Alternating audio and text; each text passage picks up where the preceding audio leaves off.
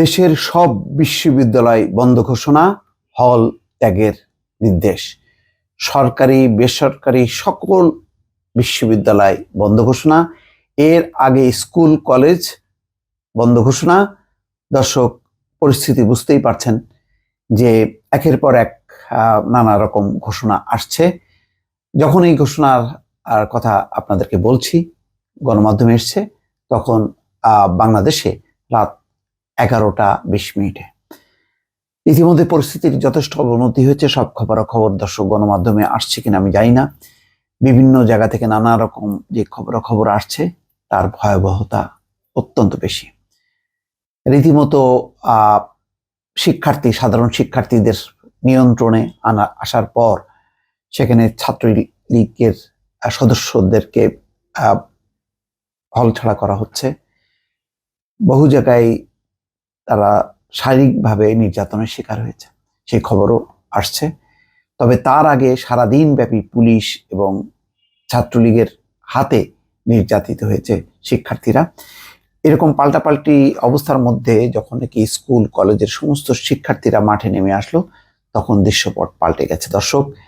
ফলে এই বিশ্ববিদ্যালয় বা কলেজ স্কুল বন্ধ করা ছাড়া গত্যন্তর ছিল না। হয়তো এটি সঠিক সিদ্ধান্ত, কেননা এখানে নিরাপত্তার একটি প্রশ্ন জড়িত আছে। সেই কারণেই পরিস্থিতি বিবেচনায় সরকার নিজের আত্মরক্ষা, তার দল সংগঠন এবং শিক্ষার্থীদের নিরাপত্তা, আইন শৃঙ্খলা পরিস্থিতির উন্নতি সব মিলিয়ে যে নাজুক অবস্থাটা, আজকে বেলা যত বেড়েছে ততই অবনতি হয়েছে। দর্শক, কয়েকবার বলেছি যে বেলা যত বাড়ছে পরিস্থিতি কিন্তু অবনতি হচ্ছে। মুখোমুখি অবস্থান, কিন্তু সরকারের পক্ষ থেকে কোনো শান্তির আবেদন, শান্তিপূর্ণ সহাবস্থান, আলোচনা, সংলাপের মাধ্যমে যারা আন্দোলন করছে সেই হাজার হাজার শিক্ষার্থী, তাদের প্রতি কোনো বাণী ছিল না। বরং সংঘাতের আবহ তার আগের দিন যেমন ছিল, আজকেও ছিল দর্শক। সেই মহড়া, সেই হেলমেট বাহিনীর তৎপরতা, সব মিলিয়ে নাজুক পরিস্থিতি। অন্যদিকে শিক্ষার্থীরা সংগঠিত হয়েছে। ফলে এমন একটি পরিস্থিতিতে সন্ধ্যা গড়াবার পর এখন আস্তে আস্তে প্রথমে স্কুল কলেজ, তারপরে রোকেয়া বিশ্ববিদ্যালয় এবং সর্বশেষ এখন সরকারি বেসরকারি সকল বিশ্ববিদ্যালয়, এমনকি টেক্সটাইল ইঞ্জিনিয়ারিং সহ সব কলেজ বন্ধ ঘোষণা করা হয়েছে। শিক্ষার্থীদের নিরাপত্তার স্বার্থে আবাসিক হল ত্যাগেরও নির্দেশনা দেওয়া হয়েছে।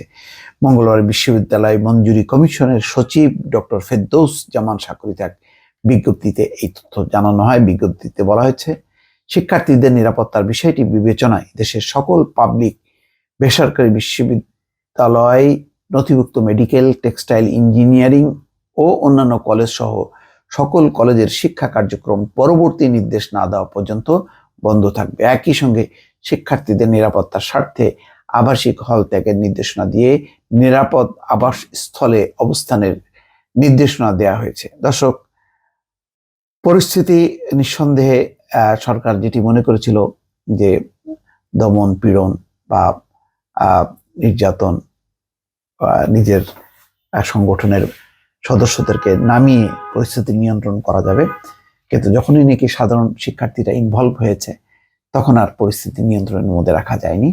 এবং বিভিন্ন জায়গায় থেকেই সন্ধ্যার পর থেকে কোণঠাস হবার খবর আসছিল। নানা রকম ভয়াল কিছু দৃশ্য সামাজিক যোগাযোগ মাধ্যমে ঘুরে বেড়াচ্ছে, অনেকে টেলিভিশনেও দেখেছে। সব মিলিয়ে এই অবস্থা কন্ট্রোল আর করা যাচ্ছিল না। ফলে আগামীকাল বা পরশু কি হবে এটি অকল্পনীয় অবস্থা ছিল। ফলে এই অবস্থায় শিক্ষা প্রতিষ্ঠান বন্ধ করা ছাড়া আর কোনো উপায় ছিল না।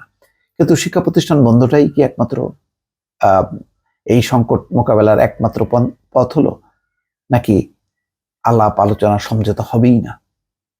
এমন জেদ ধরে, যেমন জিএম কাদের বলছেন যে জিদ ধরে এই সংকটের সমাধান করা যাবে না। গণতান্ত্রিক রাজনীতিতে, সমাজ ব্যবস্থায়, রাষ্ট্র ব্যবস্থায় সংলাপ, আলাপ আলোচনার কোনো বিকল্প নেই। এটি কেন বারবার উচ্চারণ করছি দর্শক প্রতিটা ভিডিওতে, এটা প্রাসঙ্গিক। ভালো থাকবেন। আল্লাহ হাফেজ।